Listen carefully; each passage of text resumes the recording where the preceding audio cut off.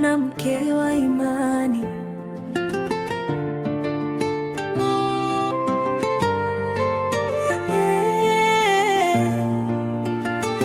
Mwanamke wa imani. Sauti yake si kelele, lakini hatari yake ni milele. Katika ulimwengu wa kelele na haraka, ambapo thamani hupimwa kwa macho, yupo mwanamke aliyejificha katika magoti, nguvu yake ikitoka juu mbinguni. Hapambwi kwa dhahabu wala fedha,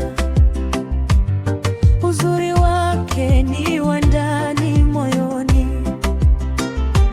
Anaogopa Elohim kwa unyenyekevu, na imani yake haisogei kwa upepo. Mwanamke wa imani ni taji katika familia, ni nguzo katika nyumba, ni nuru gizani. Mwanamke wa imani hakuumbwa kwa bahati, amejengwa kwa maombi na kuishi kwa neno. Anaposema maneno yake huponya, anaponyamaza hekima unena. Ana mikono ya kufanya kazi na moyo wa kutoa bila masharti. Anajua kulia mbele za Elohim na kusimama imara mbele ya dhoruba. Havunji na mateso ya leo, kwa kuwa najua kesho iko salama. Mwanamke wa imani ni shule ya upendo, ni mfano wa uvumilivu, ni sauti ya tumaini. Alikuwa Hana aliyelia kimya kimya, machozi yake yakazaa Samueli.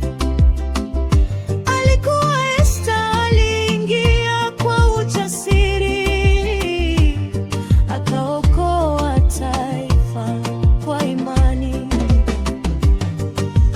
Ruthu akaacha nchi na miungu, akamchagua Elohim waritari. Mariamu akasema nitimize,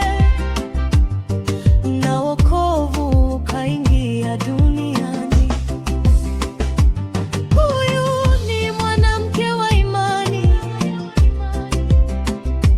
aliyejengwa kwa neno na maombi. Si mkamilifu, lakini mwenye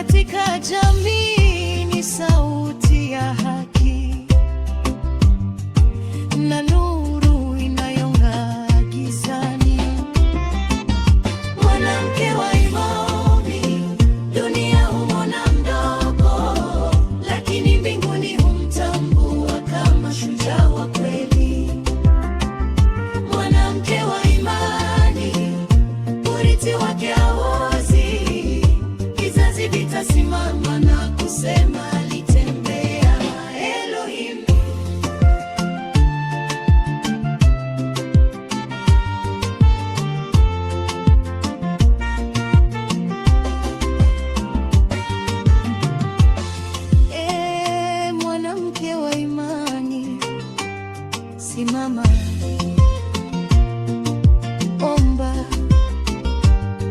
amini, kwa maana jina lako limeandikwa, si kwa kalamu, bali kwa matendo ya imani katika mioyo ya vizazi.